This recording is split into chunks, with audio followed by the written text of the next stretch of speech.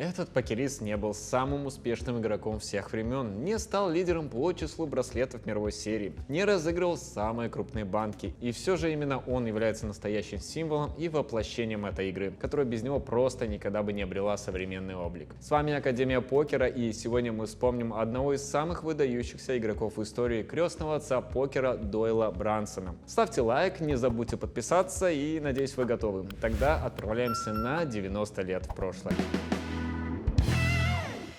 Покер-рум, покерок. Большое поле турниров. Еженедельный фри-ролл $150. Бонус 100% на первый депозит и, конечно же, встроенный хат. Больше информации в описании под видео. Дойл Брансон родился 10 августа 1933 года в небольшом техасском городке Лонгворд в семье фермеров. Семья будущей легенды покера занималась выращиванием хлопка, и сам Дойл с большой вероятностью должен был продолжить дело родителей. Но с вероятностями, как выясняется позже, Брансон умел обходиться по-своему. В юном возрасте Дойл проявил таланты в спорте. В частности, стал одним из лучших молодых атлетов штата в беговых дисциплинах и даже претендовал на участие в Олимпийских играх. Но настоящей страстью одаренного спортсмена был баскетбол. В этой игре, по мнению многих современников, у Брансона были все шансы добиться самых высоких результатов. Но карьера профессионального спортсмена оборвалась, так и не успев по-настоящему начаться. Во время подработки на заводе на Дойла обрушились тяжелые мешки, раздробив правое колено и поставив крест на баскетболе. Собственно, восстанавливаясь после травмы, Брансон впервые попробовал покер со своими друзьями по университету. Но в тот момент серьезного значения игре он не придавал. Перебравшись после университета в Форт Уэрт, Дойл устроился продавцом офисной техники в одну из местных контор. Молодой коммивояжер быстро осознал унизительность своего положения. Но от отчаяния его спас счастливый случай. Одним из клиентов компании Брансона был владелец бильярдного зала, в подсобке которого он однажды наткнулся на любительскую игру в лоу-болл и пятикарточный стат. Вместо того, чтобы попытаться убедить владельца купить кассовый аппарат, Дойл сел за стол. Уже через 3 часа он вышел оттуда с выигрышем, равным своей месячной зарплате. И пониманием, что тратить жизнь на унизительное общение с владельцами местных лавок не лучшая перспектива для талантливого молодого человека. Поняв, что покер может стать источником очень неплохого дохода, Брансон отказался от работы в продажах и сосредоточился на игре. Главная проблема была в том, что закон на тот момент запрещал азартные игры. Поэтому все связанные с покером движения проходили в не самых приятных местах, собиравшихся под одной крышей все человеческие отбросы Форт Уэрта. Воры, убийцы, проститутки и наркоманы на долгое время стали ближайшим окружением набирающего опыт профессионала. Сам Брансон позднее вспоминал, что в этих местах в любой момент могло произойти буквально что угодно. Так, посреди одной из раздач, когда Дойл только поставил $20, в комнату вошел хозяин притона. Он приставил к голове одного из игроков револьвер, спустил курок и также спокойно удалился. Набравшись опыта, Дойл вместе с двумя своими друзьями Брайаном Робертсом и Томасом Престоном начал путешествовать по разным городам Техаса, принимая участие во всех играх, которые удавалось найти. К этому моменту Брансон настолько отточил мастерство чтения оппонентов, что иногда забирал банк, даже не взглянув в собственные карты. Дружелюбно беседуя со всеми участниками игры, он подмечал любые изменения в поведении и мимике игроков в разных ситуациях. Например, он сам уверял, что способен выявить блеф по сокращению мышц на шее соперника. Устав от полных опасностей и приключений, Брансон решается вывести свою деятельность в более спокойное и законное русло, перебравшись в Лас-Вегас. Здесь азартные игры разрешены, и профессиональные покеристы могут в полной мере раскрыть свой потенциал, соперничая с лучшими оппонентами. Более того, считается, что именно Дойл Брансон вместе с Амарилло Слимом и Крэндаллом Эддингтоном привезли в Вегас из родного штата новую дисциплину, в которой суждено стать самой популярной карточной игрой в мире. Это случилось еще в 1967 году, но Холдем долгое время оставался в тени классических видов, а поиграть в него можно было только в казино Golden Nugget. В качестве продвижения новой дисциплины была организована игра в центре Лас-Вегас-Стрип у Dunes Casino, а уже в 1970 году организована мировая покерная серия в СОП.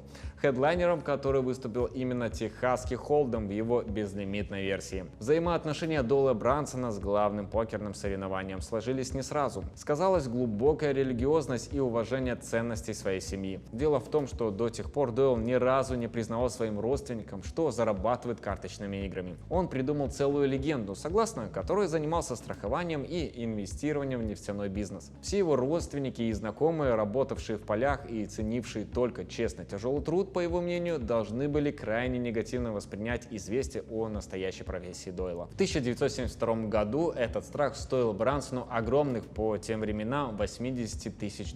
Он был явным фаворитом и уверенно удерживал лидерство, а затем начало происходить нечто странное. Дойл стал проигрывать раздачу за раздачей, причем со стороны это не походило на неудачную полосу, скорее читалось желание избежать победы. Оказалось, что так оно и было. Вообразив, как на выигрыш в разрекламированном турнире отреагируют его родные, Брансон просто отказался от борьбы. Через год он занял в мировой серии 3-е место в турнире по техасскому холдему, но пока так и не смог примириться с растущей известностью. Мировая покерная серия 1976 года стала моментом, когда Брансону удалось победить своих внутренних демонов и открыто выступить на ВСОП. Сбросив психологический груз и освободившись от страха успеха, он сразу же выиграл главные события серии и получил свой первый золотой браслет. После этого Брансона было уже не остановить. До начала 80-х годов, когда на покерную сцену ворвались молодые таланты во главе со Стью Унгаром, Дойл успел собрать целых 6 браслетов. В 1988 году он был заслуженно введен в зал славы покера. Таким образом отмечают заслуги людей, оказавших наибольшее влияние на развитие самой популярной карточной игры. И хотя следующего титула пришлось ждать до 1991 года, к этому моменту Дойл Брансон уже стал признанной легендой и одним из самых уважаемых членов покерного сообщества. Следующие 3 браслета были завоеваны в 1998 году, 2003 году и 2005 году. При этом последний был получен за победу в самом массовом турнире, в котором когда-либо участвовал Брансон. За титул боролся 301 игрок. В 2010-х годах Дойл признался, что ему становится тяжело выдерживать длительные события мировой серии и на несколько лет переключился на более щадящий кэш. Но в 2018 году вернулся и занял 6-е место в турнире по лоу-болу, доказав, что возраст не помеха для настоящего покерного таланта. Хотя большая часть жизни Дойла Брансона тесно связана с историей ВСОП, эта серия не единственная, где крестный отец покера показал результат. Мировой тур ВПТ принес ему 3 финальных стола и более $2 миллионов призовых. А в 2004 году он выиграл в турнире легенд покер ВПТ, заткнув рты критикам, которые накануне уверяли, что время Брансона ушло и он не в состоянии противостоять талантливой молодежи. В прошлом году Дойл Брансон был послом мирового покерного тура и в рамках продвижения события сыграл за одним столом с Филом Айви, Стивом Аоки и Патриком Антониусом. Европейский тур не слишком привлекал техасца, тем не менее тот успел отметиться небольшим достижением и в главном событии ЕПТ – 77-е место и 9 тысяч фунтов призовых. Сегодня самые молодые покеристы берут пример с таких игроков, как Дэниел Негриану и Фил Айви, но те, кто погружаются в тему чуть глубже, узнают, что многие звезды современности в свое время вдохновлялись Дойлом Брансоном. В дотелевизионную эпоху энтузиазм и харизма техасца помогли вывести покер из подвалов и притонов за уютные столы легальных заведений. Именно благодаря Брансону эта игра перестала ассоциироваться с криминальным миром и стала больше походить на спорт. Важным вкладом в развитие покера стал выпуск в 1978 году книги «Суперсистема». Брансон прекрасно понимал, что покер постоянно прогрессирует, и информация, собранная сегодня, через несколько лет морально устаревает. Поэтому книга пережила 2 переиздания в 2005 и 2016 годах. Эта классическая книга сильно отличается от современных изданий, основанных на чистой математике. Сам Брансон отмечает, что покер — это игра людей и отводит техническим навыкам лишь 10% во влиянии на итоговый результат. Конечно, сегодня это мнение является спорным, но суперсистема все еще остается одной из обязательных книг для прочтения начинающими энтузиастами игры. С середины нулевых годов Брансон стал завсегдателем покерных шоу на телевидении, которые начали появляться после успеха Криса Манимейкера в 2003 году. Пожалуй, самой удачной с точки зрения интереса молодых игроков было участие в High Stakes Poker. Это живые игры на высоких лимитах с трансляцией на огромную аудиторию, куда приглашают самых успешных и харизматичных покеристов, способных не только показать высокий уровень игры, но и создать шоу.